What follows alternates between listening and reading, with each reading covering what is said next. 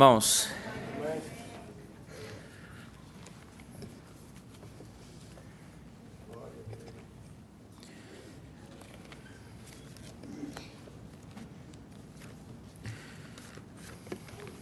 por gentileza,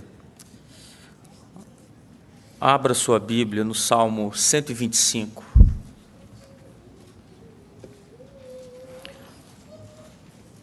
É um salmo bem conhecido, mas é um salmo que tem uma mensagem extraordinária. É um salmo para quem precisa de confiança.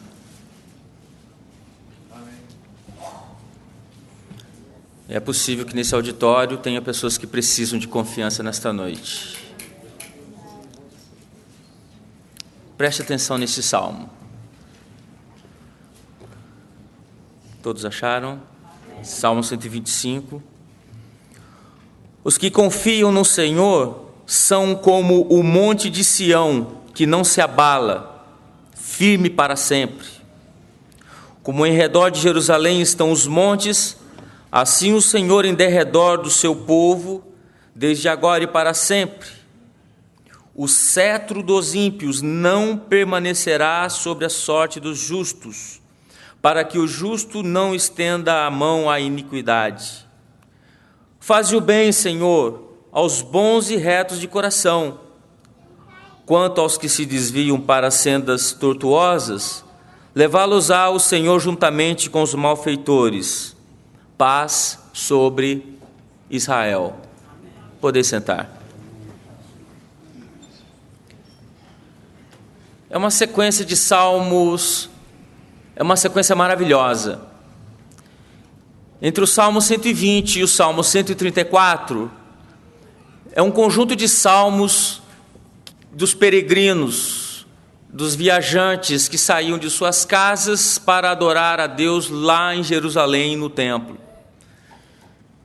Por isso é conhecido como Cânticos dos Degraus, provavelmente a alusão ao templo, quando subiam as escadas do templo, subiam cantando estes salmos, ou cânticos da subida, ou então da própria peregrinação, em que grupos de romeiros saíam de suas casas em grupos para esta viagem em Jerusalém e iam cantando esses salmos. E à medida que iam progredindo na viagem, as mensagens desses salmos eram cantadas, entoadas, e tem uma riqueza teológica, espiritual muito profunda. Tanto que desses salmos, o Espírito Santo coube-nos a inspiração de trazer a maravilha desses textos para nós nesta noite. Você conhece uma história bem conhecida, quando Saul, num combate contra os filisteus e contra Golias, ele coloca a armadura, espada, lança, capacete em Davi, couraça. Ele põe todo o seu armamento bélico em Davi e diz: olha, você vai lutar com Davi com essas armas. Até que Davi não consegue nem se locomover com aquela armadura, ele não tem habilidade, não está acostumado com aquela armadura de guerra de Saul. Davi resolve pegar 5 pedras, ele pega cajado, ele pega vara, ele pega funda, e ele resolve ir ao encontro de Golias. Ele vai com o que ele sabe, ele vai com o que ele tem em mãos, ele vai com o que ele tem muita habilidade. Diferente se ele lutasse com armamento de guerra de um comandante como Saul. Golias olha para ele, para o moço Davi, e diz: olha, você está pensando que eu sou um cachorro para você vir com um pedaço de pau para mim? Eu vou pegar hoje a sua carne, eu vou dar às bestas do campo, às aves do céu, você vai ver só, vai sobrar um pedaço da sua vida. Davi fala para ele: olha, Golias, você está vindo a mim com espadas, com lanças, com escudo, mas eu vou contra ti, é em nome do Senhor dos Exércitos. Parece desproporcional uma guerra com um inimigo tão grande, com tão grande superioridade. Davi, ele não é irresponsável, ele vai exatamente com a arma que ele está acostumado a lutar. E Davi vence a batalha, ele vai à batalha porque ele confia no Senhor. Por mais habilidoso que ele fosse na sua técnica, mas ele confiava no Senhor dos Exércitos. Um outro salmo, quando nós lemos no Salmo 20, o salmista nos faz lembrar que uns confiam em carros, outros confiam em cavalos, mas nós vamos fazer menção no nome do Senhor dos Exércitos. É um salmo conhecido para aquele povo que confia em Deus. Nós somos o povo que confia no Senhor, nas nossas batalhas, nas nossas lutas. O crente fiel, ele confia em Deus. O crente fiel confia em Deus. O crente fiel confia que Deus vai lutar por ele. O crente fiel crê nas promessas de Deus. Ele confia. A base da nossa fé está na nossa confiança em Deus, que Ele é poderoso para operar infinitamente mais do que aquilo nós pedimos ou até pensamos. E nesse salmo, nessa sequência, aparece aqui um salmo de confiança. E eu pergunto aos senhores nesta noite: você crê em Deus? Seria uma discrepância muito grande um crente não crer em Deus. Se esse crente não crê em Deus, alguma coisa está errada com ele, porque, via de regra, o verdadeiro crente, ele tem uma confiança inabalável no Senhor. Destarte os problemas, as dificuldades, as tempestades, as enfermidades, os problemas que cada um de nós passamos, nós cremos que estamos de pé, é porque Deus tem nos sustentado, por isso que nós cremos na providência dEle. Verbalizar isto que eu estou falando para vocês, falar que crer em Deus, não é difícil, é até fácil, vira até um jargão, vira reza. E nós crentes somos pródigos em girar rezas também. Eu vejo muitos crentes mencionando esse Salmo 125, mas não percebe a profundidade, a mensagem que esse Salmo quer trazer para a igreja nesta noite. Amém. E exatamente uma mensagem para aqueles que estão desanimados ou que estão perdendo a confiança. A mensagem é exatamente para aqueles que estão perdendo a confiança, para que passem a confiar no Senhor. Porque Deus tem promessas para aqueles que confiam nele. O complexo disso que eu estou falando é exatamente confirmar na hora do desafio, para ver se nós realmente confiamos ou não no Senhor.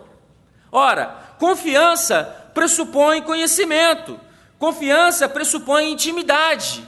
Você não confia em quem você não sabe, em quem você não conhece. Esse salmo trata de uma confiança irrestrita que o salmista tem em Jeová, em Yahvé. É uma fé inabalável. Embora a fé seja um dom de Deus, a fé não deixa de ser a resposta de quem confia. Analisando aqui o contexto desse salmo, a gente sabe que muitas vezes Israel vivia constantemente subjugado, dominado por potências estrangeiras, por países estrangeiros, e muitas vezes essas invasões geravam preocupação na nação, no povo, no próprio salmista. E exatamente numa atmosfera de instabilidade, de volubilidade, aparece esse cântico de confiança, e ele era entoado no caminho do templo, nas festas anuais em Jerusalém. O povo ia cantando esse hino. No inário do povo de Deus existia então um cântico de confiança, com desafios enormes, mas confiavam nas promessas de Deus. Esse Salmo 125 está baseado nas promessas do Antigo Testamento. E estas promessas, elas advêm do conhecimento dessas promessas. Essa confiança advém desse conhecimento prévio dessas promessas. Veja que o autor da carta aos Hebreus, ele mostra o capítulo 11, falando que a fé é exatamente esse firme fundamento, essa certeza das coisas que se esperam. Prova, convicção de fatos que você não vê. Isso é a definição de fé. Fé, nós temos conhecimento nas promessas de Deus, por isso que nós conhecemos o Senhor, porque Ele é fiel para cumprir. no assentimento, na aceitação das promessas de Deus, e na própria confiança da promessa. Nós esperamos que Deus vai nos libertar, nós acreditamos porque Deus é o nosso Redentor, que Deus vai nos redimir da luta, da tribulação que nós passamos. Por isso que nós confiamos em Deus, que Ele não nos deixa vazio, Ele não nos deixa sozinhos. O Salmo não está dizendo que o crente não passa por tribulações. O Salmo não está dizendo que nós não iremos passar por lutas. Não, o Salmo está dizendo que nós vamos passar com lutas, mas teremos vitória porque confiamos no Senhor, porque temos uma fé inabalável. O salmista, ele está encorajando os peregrinos, ele está encorajando os companheiros de jornada, de viagem, a caminho dessas festas, incentivando-os a confiar no Senhor. Para ele, isso é tão maravilhoso que ele usa algumas metáforas para simbolizar essa confiança, e uma delas é que todo israelita conhecia essa simbologia. Ele dizia que aquele que confia no Senhor era exatamente como o monte de Sião. Séculos e séculos nós vivemos essa história, nós sabemos que até o presente momento Jerusalém está sobre o Monte Sião. Nós passamos por cidades que nós muitas vezes nascemos, conhecemos, os tempos vão passando, vão mudando e de repente aquele bairro já não é mais aquele bairro que você lembra mais, aquela rua já não existe mais, tudo é modificado. No caso, o salmista está dizendo a respeito do Monte Sião, porque ele não se moveu, ele não se move, ele não se abala. Até o dia de hoje esse monte está lá presente, firme, seguro, sólido. Independente das intempéries da natureza, o Monte Sião está lá. O Monte Sião permanecia firme. Enquanto eles estavam chegando em Jerusalém, eles passavam pelo monte e diziam: olha, aqueles que confiam em Jeová, aqueles que confiam no Senhor estão tão seguros tanto quanto o Monte Sião. Confiar é um aspecto de relacionamento com Deus. Temer é amar, é conhecer a Deus. Você não confia em quem você não conhece. O salmista quer dizer daqueles que temem, daqueles que amam e daqueles que confiam. Veja, ele leva no seu coração uma confiança irrestrita, gerando uma firmeza, gerando uma fé inabalável. Isto quer dizer que quando nós confiamos no Senhor, isso gera algo em nós, que nós andamos cada vez mais de forma inabalável. Essa é a nossa jornada, a jornada do peregrino que está indo a Jerusalém Celestial. É a nossa jornada, é a sua jornada aqui nesta noite, nesta vida, para onde nós todos estamos indo. O versículo 1 diz: os que confiam no Senhor são firmes. Os que confiam no Senhor não se abalam. Os que confiam no Senhor não se movem, eles têm uma firmeza eterna. A segunda figura que nós vemos desse salmo está logo no versículo 2, que está inserida exatamente no contexto geográfico. Jerusalém está sobre, no caso, o Monte Sião. Mas ao redor do Monte Sião existe uma larga e alta cadeia de montanhas que cercam a cidade de Jerusalém, com que fazia com que os inimigos dificilmente teriam jeito de acessar Jerusalém para aquelas técnicas de guerra naquele tempo. Era muito difícil naquele tempo invadir Jerusalém, com aquelas armas que eles tinham naquele tempo. E ele faz menção exatamente isto. O propósito do salmista é encorajar o povo para olhar de acordo com a geografia. Quando você olha o Monte Sião, há outros montes em volta, mais elevados, que cercam toda aquela montanha de Sião, querendo dizer que dessa maneira o Senhor está exatamente ao redor do seu povo. Bendito é o teu nome, Senhor. Que interessante. Uma cadeia de montanhas em volta do Monte Sião quer dizer que aquilo é um desenho que Deus está cercando, que Deus está como que em volta do seu povo, cuidando e protegendo, livrando e guardando dos males, livrando e guardando dos perigos para que você não se perca. Assim como os montes circundaram a cidade, assim Jeová circunda o seu povo. São aqueles montes que representam a proteção para aquela cidade. Assim o Senhor também não somente era, o somente é, ou Ele somente será a proteção daqueles que confiam nele. Veja o versículo 2, como em redor de Jerusalém estão os montes, assim o Senhor em redor do seu povo, desde agora e para sempre. Deus está nos guardando, Deus está nos cercando. Veja, você tem uma fé inabalável porque você confia no Senhor, você é como um monte de Sião, que ele não se abala, mas ele permanece firme para sempre. Você também tem que entender que como ao redor de Jerusalém estão os montes, o Senhor está ao redor do seu povo, guardando, protegendo e livrando de todo o mal. O crente confia em Jesus. O verdadeiro crente confia em Jeová. Ele tem estabilidade, ele tem firmeza, que ele permanece para sempre. Irmãos, nós pensamos que a vida de um crente é como a vida de um Zé Ninguém. Pensamos que crente, Deus deixa ao léu, um povo da Bíblia, um povo não, Deus toma muito cuidado com seus filhos. Deus protege demais a sua vida, Deus guarda a sua vida.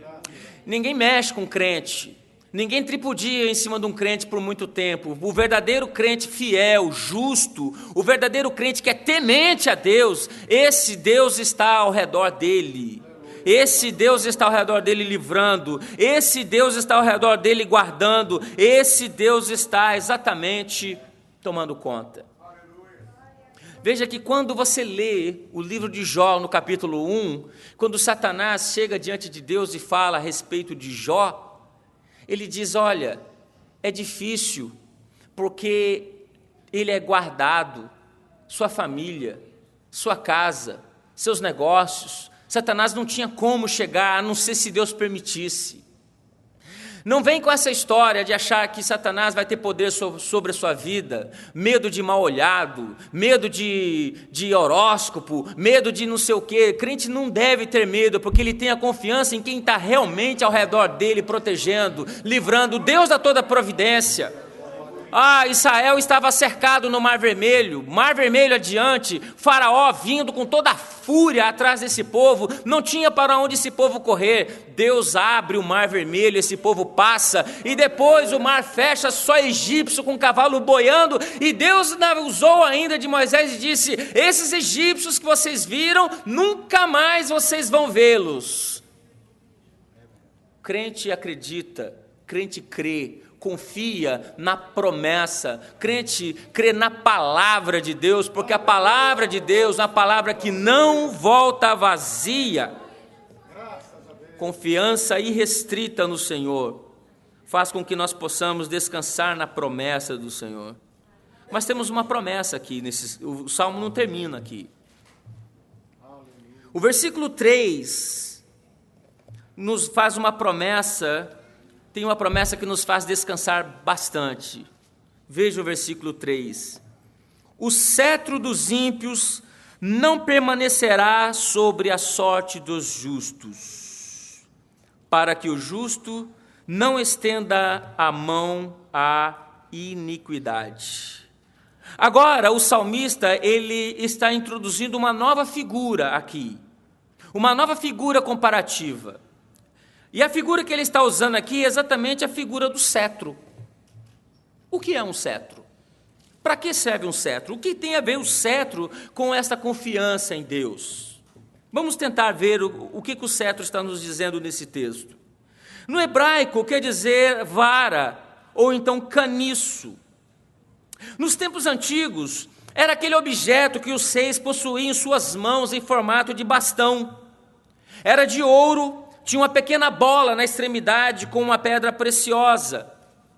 Veja que com o cetro, o rei autorizava o seu acesso à sua presença, ou ele poderia negar esse acesso. Ou você poderia entrar à presença do rei, ou não entrar de acordo com a movimentação daquele cetro. Você lê comigo no livro de Esther, no capítulo 5, você vai ver exatamente isso, que Esther arrisca sua vida exatamente para falar com o rei Assuero, no capítulo 5, versículo 2.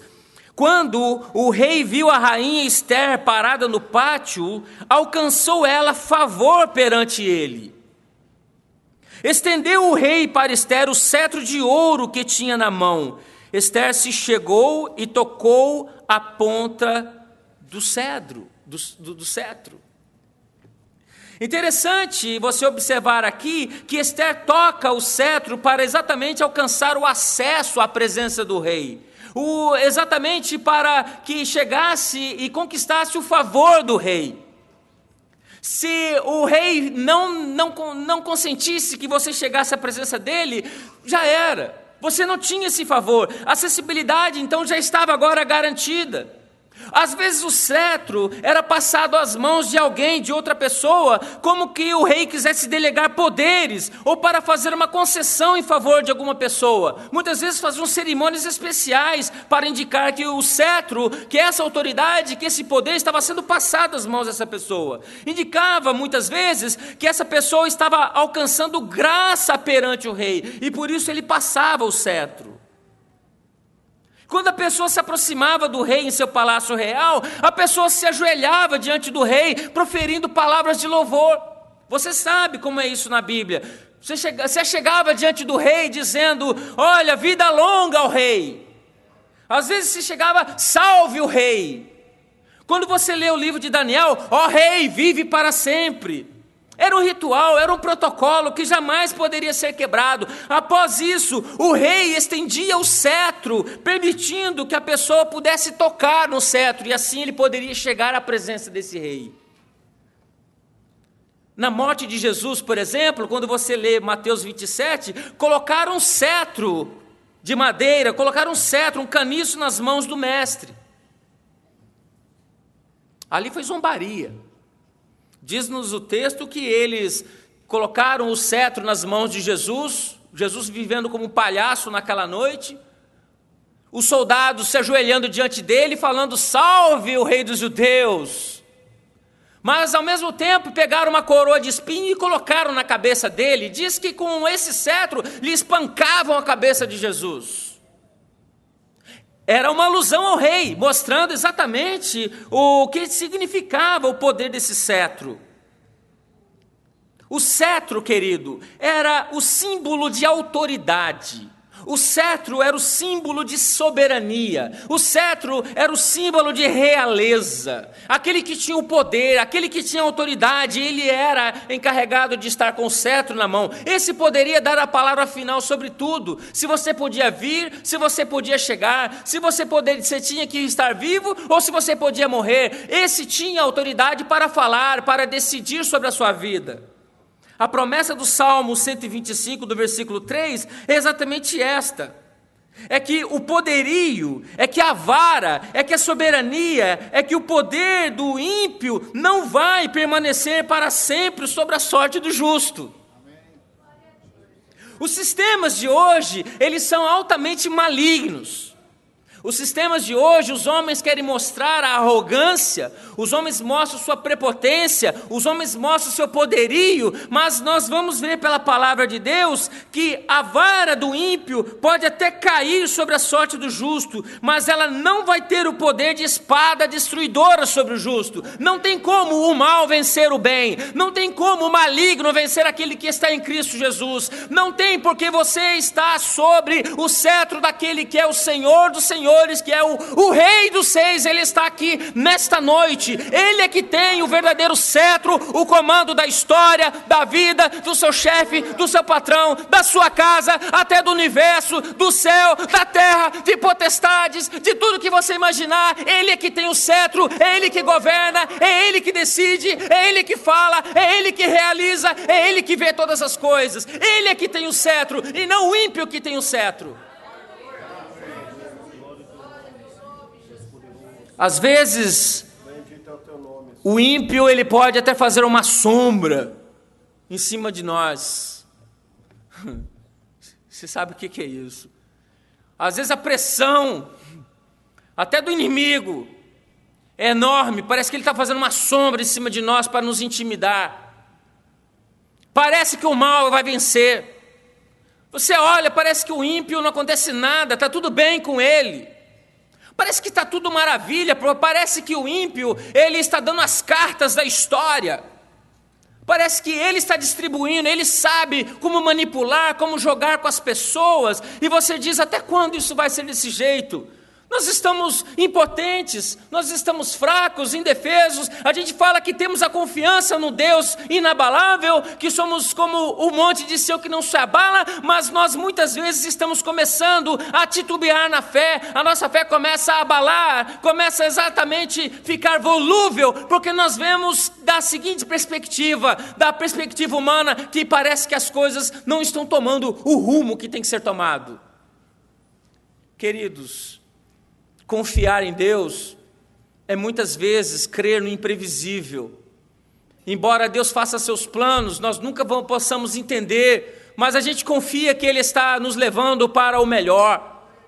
Está nos levando para aquilo que nós possamos dizer, para o prêmio da verdadeira vocação que nós fomos chamados, que é a nossa salvação em Cristo Jesus. Nós não sabemos o dia de hoje, nós não sabemos o dia de amanhã, nós não sabemos o dia depois da manhã, mas nós sabemos é que dia a dia, de fé em fé, de passo em passo, de glória em glória, Deus pega o crente pela mão. Você confia em mim? Confia. Você crê em mim? Vem comigo. É um passo, depois é outro passo, é o segundo, é o terceiro, é o quarto passo. Quando você vê, você está na jornada caminhando dia a dia. Você não sabe o amanhã, mas você sabe que Ele está te levando. Você não sabe o amanhã, mas Ele está te levando pela mão. Você não sabe o amanhã, você não está vendo nada, mas Ele está te levando, te conduzindo, passo a passo, passo a passo, passo a passo, dia a dia, vitória em vitória, e você vai chegar lá.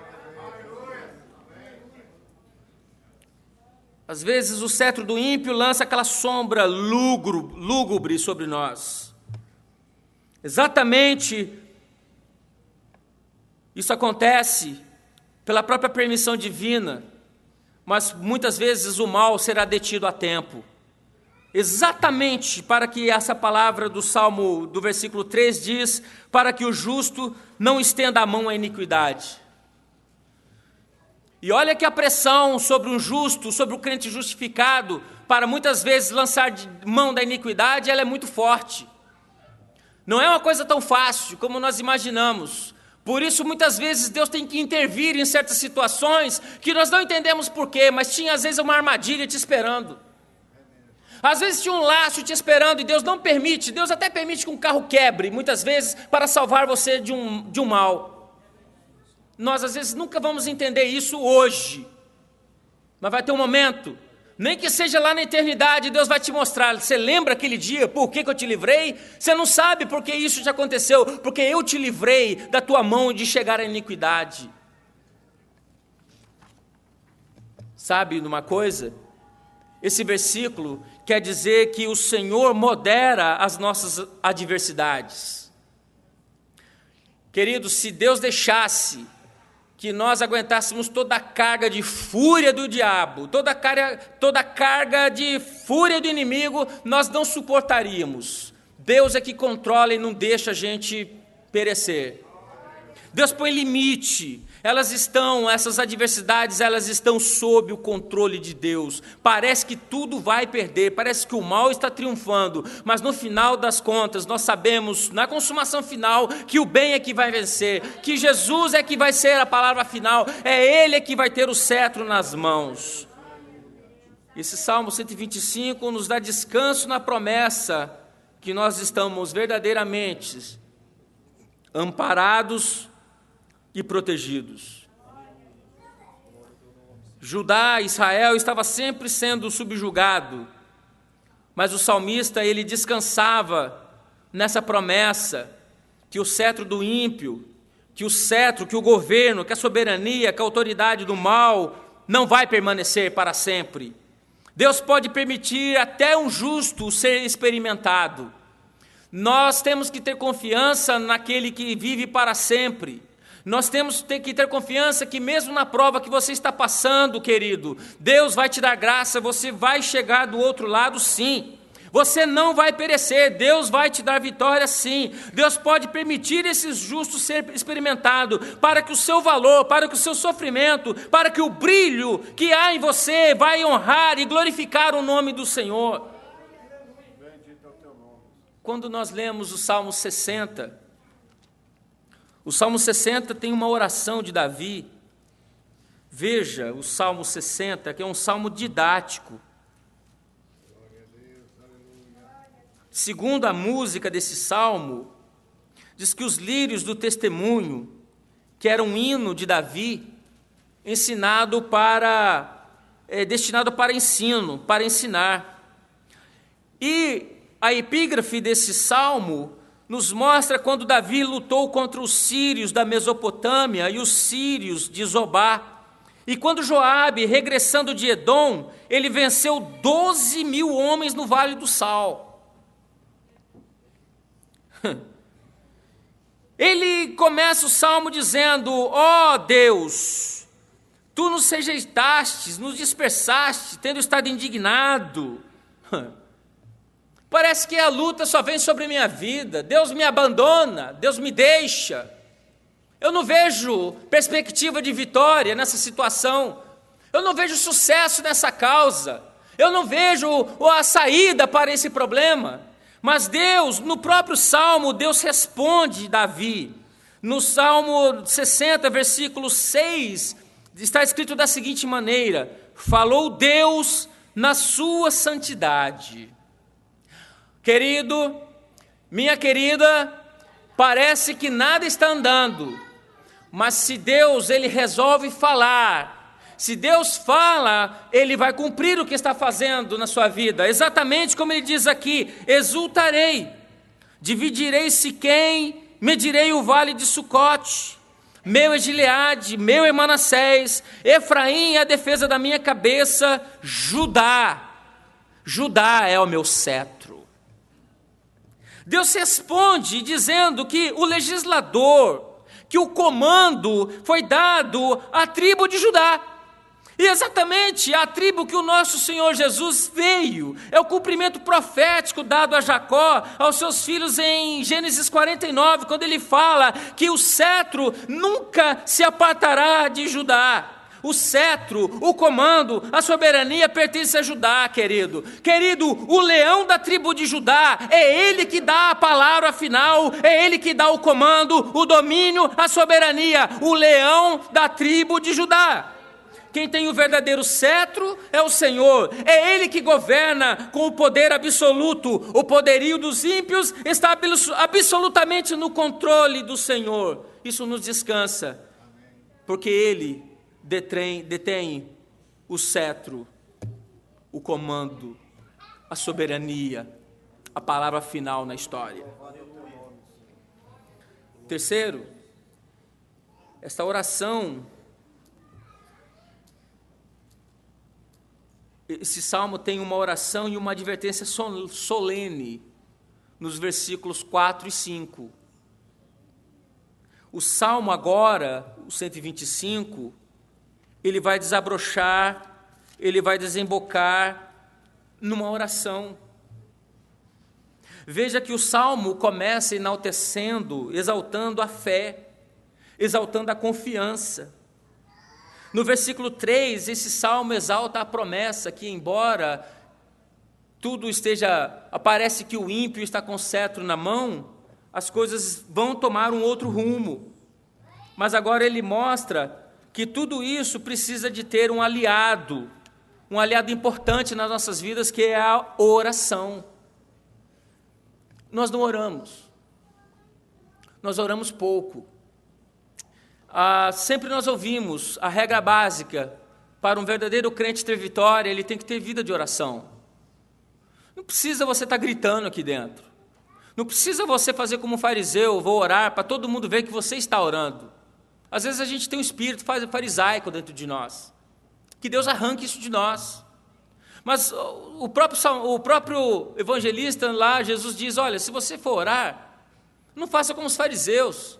Chegam nas praças com aquelas roupas talares, levantando as mãos em público, para que todos vejam: olha, ele está jejuando, ele está orando. Não, entra no teu quarto, ora em secreto que o teu pai vai te ouvir. Mas, de qualquer maneira, nós temos que tomar cuidado com a nossa vida de oração. Nós temos que ter mais oração, mais vitória. Eu oro porque eu confio. Eu oro porque eu creio que Deus responde. Eu oro porque Deus age. Eu oro porque eu sei que Deus vai me fazer o bem. Veja o versículo 4, o pedido que ele faz. Faze o bem, Senhor, aos bons e aos retos de coração. O versículo 4 quer dizer, Senhor, literalmente é traduzido assim, lida graciosamente com os bons, com o teu cetro. Tu é que tens o cetro, tu é que és o rei. Nós queremos o teu favor para conseguirmos chegar à tua presença. E nós pensamos aqui, mas quem que é bom? Eu? Difícil, hein? O Rômulo?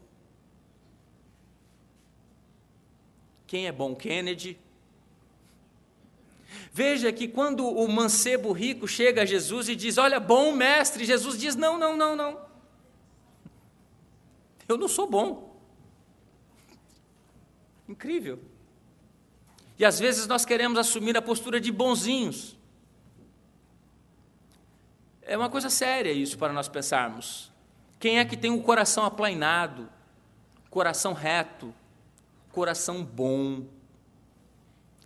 Às vezes nós, pelo tempo de casa, nós chegamos numa igreja nova, nós somos... Pastor Manuel chegou, né? Carneirinhos, bonzinhos. Mas nada melhor do que você conhecer a pessoa quando você vai comer um saco de sal com ela. Nós somos muito apegos a certas sutilezas, que nós temos que ter discernimento para entender que vai mascarar aquilo que faz de nós uma pessoa boa ou não. Eu me lembro uma irmã que falou uma vez uma história e disse assim, olha, o que faz essa pessoa ser boa é que as virtudes dessa pessoa superam os seus defeitos. Bonzinhos nós não somos. Nós precisamos que o Senhor nos dê um coração bondoso. Nós precisamos que Deus mude o nosso coração para que venhamos ter um coração bom e não um coração de escorpião. Veja que o salmista está falando aqui, faz o bem, Senhor, aos bons de coração, aos retos de coração. E às vezes nós temos certas atitudes que muitas vezes ela não é de alguém que tem um coração bom, e nós queremos o favor de Deus, e Deus não vai fazer esse favor. Por isso, Deus muitas vezes nos preserva, e preserva o ímpio junto, é por causa da graça comum. Mas aquela graça especial mesmo, é só o justo, só o justificado é que Deus dá para ele, dá graça. Veja que o salmista, ele diz exatamente, faz o bem, Senhor, aquele que tem o coração reto e bom. Vamos pedir ao Senhor o coração bom. Vamos pedir ao Senhor que venha amolecer o nosso coração, retidão nos nossos corações, para que nós venhamos sentir o cuidado, o favor de Deus para nós. Veja que o Salmo termina com uma advertência no versículo 5, quanto aos que se desviam para sendas tortuosas, levá-los-á o Senhor juntamente com os malfeitores. Esse Salmo termina de uma forma dramática. Veja que, quanto aos que causam desvio, não somente os que se desviam por eles mesmos, mas também os que arrastam os outros para os desvios. O caminho principal do crente sempre será a pessoa de Cristo. O crente nunca terá um outro caminho a não ser a palavra de Deus, a não ser o próprio Cristo. Se ele tiver um outro caminho, um outro atalho, isso será uma senda tortuosa, esses atalhos e desvios. Vamos nos conservar no caminho principal e nenhum dano mortal vai nos atingir. Queremos bênçãos, mas nós queremos de qualquer jeito. Queremos que as bênçãos sejam derramadas sobre as nossas vidas, mas tem aqui um padrão que o salmista coloca para nós, como que deve ser o verdadeiro crente que confia em Deus. Os que professam temporariamente, muitas vezes, o cristianismo ou a fé, você pode ter certeza que vai chegar o momento, o teste crucial, que vai mostrar que ele não está no meio. Ele vai sair de nós, ele vai se desviar, ele vai pelas sendas tortuosas. O caminho do justo, ele vai prosperar. Não quer dizer que o caminho do justo será um caminho fácil. Muitas vezes ele será um caminho árduo, mas Deus dá graça que ele vai prosperar. É isso que nós vemos no Salmo 1. E olha, eles fazem caminhos tortuosos e eles vão atrair sobre si uma condenação esmagadora, diz no versículo 5, levá-los ao Senhor juntamente com os malfeitores, quer dizer, serão conduzidos para fora junto com os malfeitores. Veja comigo, recapitulando, o Salmo 125, ele começa falando daqueles que temem, daqueles que confiam no Senhor, e termina falando com os que não confiam no Senhor e suas atitudes. Aqueles que, ao invés de serem comparados com o monte de Sião, ou como os montes que cercam Jerusalém, veja, no Salmo 1, o salmista diz que aquele que está como uma árvore plantada junto a ribeiros de água, ele prospera. Agora, quanto ao ímpio, o Salmo 1 diz que ele é palha. O ímpio é palha, ele é seco, ele é sem vida, ele é morto. Palha é levado pelo vento para qualquer direção, qualquer lugar. O perigo de caminhos tortuosos desses homens dos dias de hoje é que são caminhos constituídos sobre o egoísmo. Ele está presente, ele experimenta, ele diz, não, eu não quero, eu saio, eu vou por aqui, eu vou desviar dessa rota, e ele vai para sendas tortuosas e perigosas. E muitas vezes está como dizendo aqui o salmista, que o Senhor vai levá-los junto com os malfeitores. Desviam-se dos princípios eternos e tornam-se os mais contumazes e violentos que se opõem contra o Evangelho, contra Deus, contra a palavra do Senhor. Agora, a sentença deles está dada aqui no juízo, eles vão ser contados entre os malfeitores. Um poder irresistível vai colocá-los para fora. Às vezes nós ficamos querendo colocar A, B ou C para fora da igreja, achando que, olha, esse não pode, esse é isso, esse é aquilo. Querido, diz a palavra, no Salmo 1, que o ímpio ele não permanece na congregação do justo. Você não precisa fazer força. A verdadeira distinção do verdadeiro crente e do não crente, naquele dia vai ser bem clara e bem nítida. Por último, a última palavra do Salmo, ele está dizendo paz sobre Israel. A quem pertence a paz? Shalom sobre Jerusalém. Paz sobre Israel, nós somos o povo de Deus. Você está precisando de paz. Você está precisando de confiança. Aqui está aquele que tem a paz. Aqui está aqueles que adoram ao Senhor em espírito e em verdade. A paz anda exatamente com os convertidos, com os circuncisos de coração, aos verdadeiros adoradores. Cristo fez a paz por estes. O Espírito Santo nos conduz em paz, mesmo diante das dificuldades, fazendo que nós venhamos ter uma confiança inabalável, como o monte de Sião, que não se abala, que não se move. O príncipe da paz está aqui para te acalmar nesta noite. A palavra é esta que eu tenho para vocês nessa noite. Você está precisando de paz, está precisando de orientação, está precisando de confiança, está precisando de firmeza, você seja então confiante na palavra de Deus, nas suas promessas, que você vai ser então exatamente como esse monte que não se abala, mas você vai permanecer para sempre. A segunda verdade, que Deus está te cercando em volta, protegendo, livrando, te guardando. Deus não te deixa sozinho aqui ao léu desta vida. Terceira grande verdade, o cetro do ímpio, na verdade, ele não durará para sempre, porque quem tem o verdadeiro cetro na mão do governo, da soberania, da autoridade, do poder, chama-se Jesus Cristo, o leão da tribo de Judá.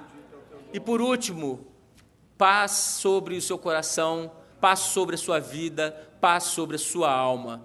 Que Deus te abençoe. Que Deus te dê uma semana de paz, que Deus te dê uma semana de confiança, que Deus te renove nas promessas que Ele fez na sua vida, que essas promessas elas não se envelhecem, essas promessas elas têm o tempo certo de ser cumpridas na sua vida, passe o que passar, custe o que custar, veja a mão do Senhor trabalhando ao seu favor nesta noite.